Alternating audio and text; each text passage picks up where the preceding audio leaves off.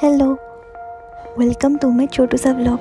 তো বেচিকেলি আজি আপোনালোকক মই লৈ গৈ আছোঁ মোৰ লগত কলেজলৈ। 8টা বজাৰ পৰা 4টা বজালৈকে মই কলেজত কেনেকৈ থাকোঁ, ক্লাছ, ক্লিনিক্স আৰু আমাৰ খানা কি দিয়ে, হোষ্টেল ফুড কেনেকুৱা, সকলোখিনি বলক আপোনালোকক দেখুৱাই আছোঁ। লগতে অকণমান জ্ঞানো দি দিম যে আমি 9টা বজাৰ পৰা 12টা বজালৈকে ক্লিনিক্সত কৰোঁ কি, কাৰণ আমিতো পেচেণ্ট নাচাওঁ ন।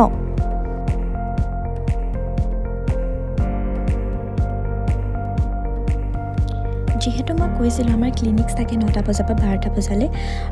ক্লিনিক্স মানে আমাৰ যিমানটা ষ্টুডেণ্ট আছে সেইখিনি ভাগ কৰা হয়। ধৰি লওক ৰোল নম্বৰ 1 to 30 আজি চাৰ্জাৰীত যাব, 30 to 60 আজি মেডিচিনত যাব, সেনেকৈ ভাগ কৰা আছিলে। আৰু সেইমতে মই আজি গাইনীত আছিলোঁ। মোৰ গাইনী পষ্টিং চলি আছিলে। কিছুমান পষ্টিং 2 সপ্তাহৰ কাৰণে থাকে, কিছুমান এমাহৰ কাৰণেও থাকে।